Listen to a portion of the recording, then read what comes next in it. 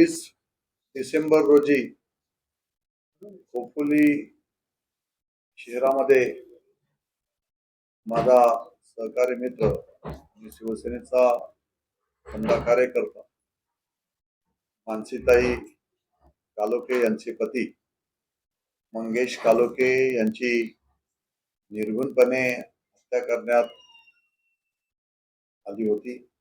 आणि त्या दिवसापासून ज्या लोकांनी हे कृत्य केलेलं होतं त्यांना पोलिसांनी त्यांच्यातले जे आरोपी होते ते इन्व्हेस्टिगेशन करून त्यांना तत्काळ अटक करायला सुरुवात केलेली होती. आतापर्यंत या तपासामध्ये जे आरोपी डिटेक्ट होत आहेत त्या आरोपींना अटक करण्याचं काम पोलिसांकडून सुरू आहे. आपल्या सगळ्यांना कल्पना आहे की मंगेश कालोखेंची हत्या ही कॉन्ट्रॅक्ट किलिंग सुपारी देऊन हत्या करण्यात आलेली होती. याच्यामध्ये काही वेगळेच विषय आमच्यापर्यंत आलेले आहेत. त्याचं इन्व्हेस्टिगेशन पोलिसांनी त्या ठिकाणी केलेलं नाही ते त्यांनी करावं. मंगेश कालोखे यांच्या हत्येसाठी 20 लाखांची सुपारी दिली असं पोलिसांकडनं सांगितलं जातंय. परंतु मंगेश कालोखेंना मारण्यासाठी जे आरोपी हडपसरवरून आलेले होते त्या आरोपींना रात्री रवी देवकरच्या कार्यालयामध्ये रात्री झोपवण्यात आलं होतं. सकाळी लवकर उठून ते ठरल्याप्रमाणे मंगेशची ते हत्या करण्यासाठी त्या ठिकाणी जाणार होते. त्याच्या अगोदर त्या आरोपींना 1 कोटी रुपयाची कॅश त्या ठिकाणी दाखवली गेलेली होती आणि 20 लाख रुपये ऍडव्हान्स म्हणून त्या ठिकाणी देण्यात आलेले होते आणि हत्या केल्यानंतर हे पैसे देऊ असं सांगितलं होतं. हडपसरचा आरोपी रेहमान का काहीतरी त्याचं एक नाव आहे, अरमान. हा अरमानला अटक केल्यानंतर कस्टडीमध्येच पीसी असताना त्यांची आपापसात रवी देवकरची त्यांची वाचावाची त्या ठिकाणी झाली की तुम्ही सांगितले होते तेवढे पैसे त्या ठिकाणी दिले नाही. याचा अर्थ मंगेश कालोखेची हत्या करण्यासाठी रवी देवकर हे कृत्य करू शकत नाही एकटा, हे आम्हाला माहिती होतं.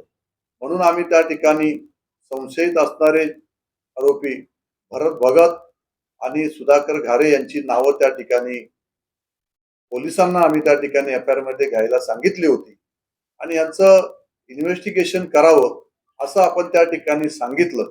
परंतु ह्यात कोणताही राजकीय त्या ठिकाणी आम्हाला प्रेशर किंवा राजकीय त्याच्यामध्ये मतभेद ठेवून ते नावं द्यायची नव्हती की नक्की यांचा सहभाग आहे की नाही हे या ठिकाणी तपासून पाहावं. परंतु पोलीस इन्व्हेस्टिगेशन मध्ये भरत भगतचे जवळजवळ 12 कॉल रवी देवकरला त्या ठिकाणी झालेले होते. भरत भगत हा राष्ट्रवादीचा प्रवक्ता त्या ठिकाणी होता आणि त्यांनी आरोपी सुद्धा मंगेश कालोखेंची हत्या केल्यानंतर भरत भगतच्या घरी सुद्धा गेलेले होते आणि मग त्या भरत भगतला पोलिसांनी बेड्या ठोकल्या आणि त्यांना अटक करण्यात आली. परंतु सुधाकर घारेंना त्या ठिकाणी आतापर्यंत अटक केली नाही. सेशन कोर्टाने त्या ठिकाणी बेल त्यांचा रिजेक्ट केला. हायकोर्टामध्ये त्यांनी बेल त्या ठिकाणी अटकपूर्व टाकला. हायकोर्टाने सुद्धा स्पष्टपणे सांगितलं की हा आरोपी एवढ्या मोठ्या गुन्ह्यातला आहे, सस्पेक्टेड आहे, या आरोपींना आम्ही अशी अटकपूर्व जामीन त्या ठिकाणी देऊ शकत नाही. त्याच्यामध्ये 21 तारखेला निकाल लागले. 20 तारखेला आणि 23 तारखेला सुधाकर घारेचे सुद्धा 2 कॉल रवी देवकरला त्या ठिकाणी केलेले होते आणि मग अशा पद्धतीने या सगळ्यांचा सहभाग त्या ठिकाणी एकत्र असल्याशिवाय एवढं मोठं हत्याकांड मंगेश कालोखेंचं रवी देवकर एकटा त्या ठिकाणी करू शकत नाही. एवढे मोठे पैसे त्या ठिकाणी देऊ शकत नाही. त्याच्यामध्ये राष्ट्रवादीच्या या दोन्ही नेत्यांचा त्या ठिकाणी सहभाग त्या ठिकाणी आहे आणि म्हणून आमची पोलिसांना सुद्धा या ठिकाणी विनंती आहे की सुधाकर घारेला सुद्धा त्या ठिकाणी आपण पोलीस कस्टडी घेऊन त्यांचं इन्व्हेस्टिगेशन करावं असं हायकोर्टने सुद्धा त्या ठिकाणी सांगितलेलं आहे.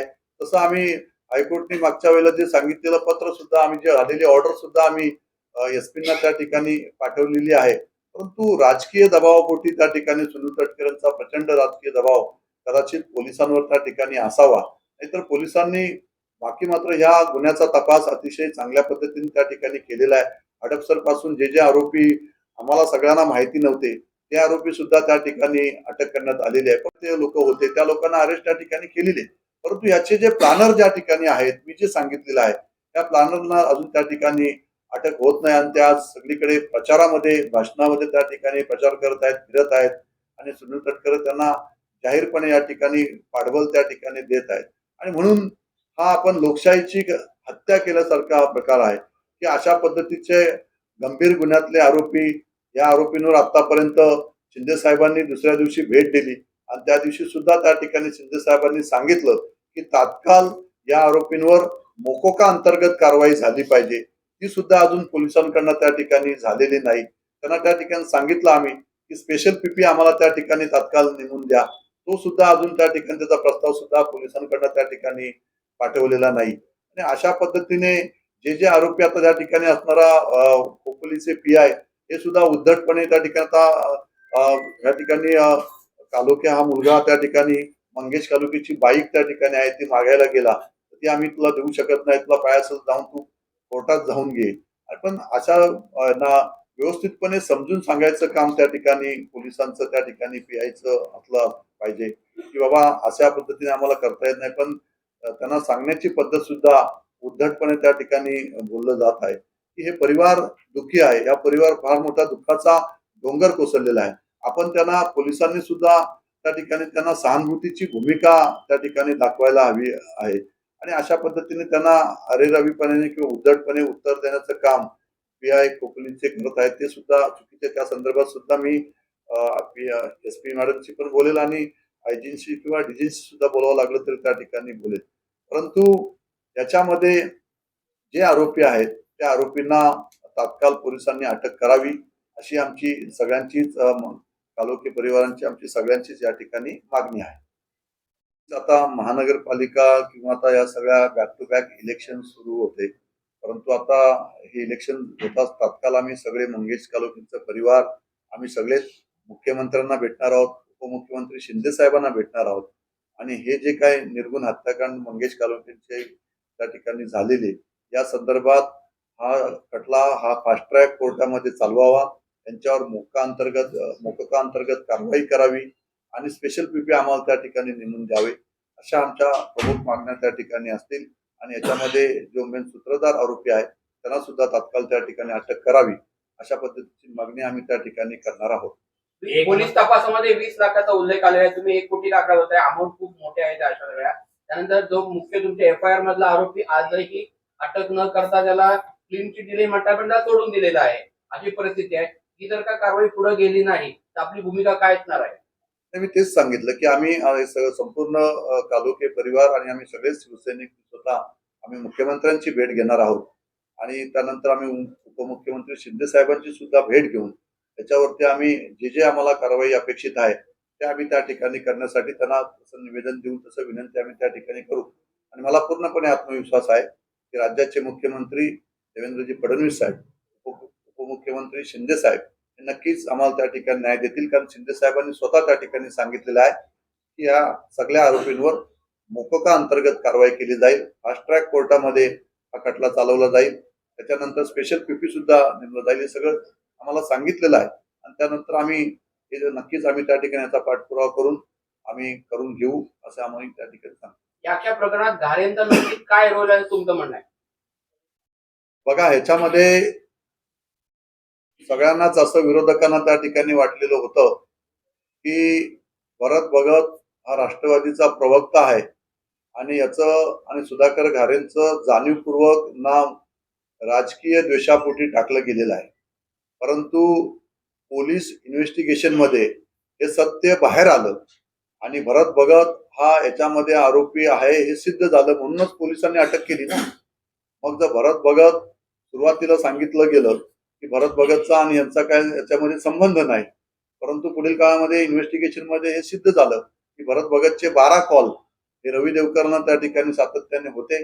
त्याच्यानंतर आरोपींनी मंगेश कालोखेंची हत्या केल्यानंतर त्या ठिकाणी भरत भगतच्या घरी त्यातले काही आरोपी गेले की ते काम झाले किंवा जे काही त्यांचं ठरलं असेल त्या पद्धतीने त्यांनी सांगण्यासाठी त्यांना त्या ठिकाणी भेटण्यासाठी त्या ठिकाणी गेलेले होते. मग भरत भगत आणि सुधाकर घारे यांचं सुद्धा फार मोठं दोघांचं बॉन्डिंग होतं की हे सगळं प्लॅनिंग करण्यासाठी भरत भगतला पुढे केला होता का आणि सुधाकर घारे त्याच्या मागून हे सगळे हे करण्याचं सगळं प्लॅनर होता का आणि मग इन्व्हेस्टिगेशनला फक्त येत नाही म्हणून त्यांना आरोपी करायचं नाही असं त्या ठिकाणी काही प्रसार म्हणजे प्रेशर राजकीय त्यांच्यावर त्या ठिकाणी आहे का. मग जर 20 तारखेला 23 तारखेला रवी देवकरला 2 कॉल सुधाकर घारेंनी सुद्धा केलेले आहेत, अगोदर सुद्धा केलेले आहेत. मग हे सातत्याने या ठिकाणी हे समोर असताना सुद्धा त्या ठिकाणी आपण पाहिलं की महेंद्र घारे त्याच दिवशी सुधाकर घारेचा हा चुलत भाऊ स्टेटमेंट देतो की आता दुसरा नंबर भाषेचा आहे म्हणजे संकेत भाषे हा माझा भाचा आहे नगरसेवक म्हणजे आता दुसरा नंबर संकेत भाषेचा लावणार का तर मग पहिला नंबर मंगेश कालोखेचा लावला हे सुधाकर घारेने लावला हे सिद्ध झालं तर त्याचा चुलत भाऊच त्या ठिकाणी सांगतोय का दुसरा नंबर त्या ठिकाणी भाषेचा लागणार आहे तर मग पहिला नंबर मंगेश कालोखेचा लावला सुधाकर घारेंनी हे सिद्ध झालं आणि आज त्यांचे कार्यकर्ते जागोजागी त्या ठिकाणी बोलतात की तुम्हाला मंगेश कालोखे करू म्हणजे हा धमकी देण्याचं काम जागोजागी वॉर्डामध्ये त्या ठिकाणी सुरू आहे आणि हा दबाव तंत्राचा वापर आहे.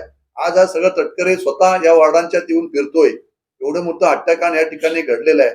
आपले कार्यकर्ते त्यात दोषी आढळले प्रवक्ता दोषी आढळलेला आहे आणि तरी सुद्धा जाणीवपूर्वक सुनील तटकरे 2 दिवस तुम्ही पाहताय की कर्जतमध्ये प्रदेशाध्यक्ष राज्याचा आणि गावोगाव फिरतोय प्रचारामध्ये या ठिकाणी येऊन म्हणजे एवढी खुन्नस एवढी ईर्ष्या घेऊन तो उतरलेला आहे की एवढं मोठं हत्याकांड आपल्या असणाऱ्या सहकारी पक्षाचं त्या ठिकाणी झालं असताना सुद्धा अशा पद्धतीने त्या ठिकाणी दहशतीचं राजकारण मै हू डॉन किंवा माझी सत्तेचा मी गैरवापर या ठिकाणी करतोय माझं कुणीही काही त्या ठिकाणी वाकडं करू शकत नाही हे सुनील तटकरे या ठिकाणी दाखवायचं आहे का हे सुधाकर घारेंना या ठिकाणी दाखवायचं आहे का की एवढं मोठं हत्याकांड घडत असताना आपण त्याच्यामध्ये त्या ठिकाणी आपला सहभाग आहे त्या ठिकाणी हे सिद्ध या ठिकाणी होत असताना सुद्धा दबाव तंत्राचा वापर त्या ठिकाणी पोलिसांवर त्या ठिकाणी केला जातोय.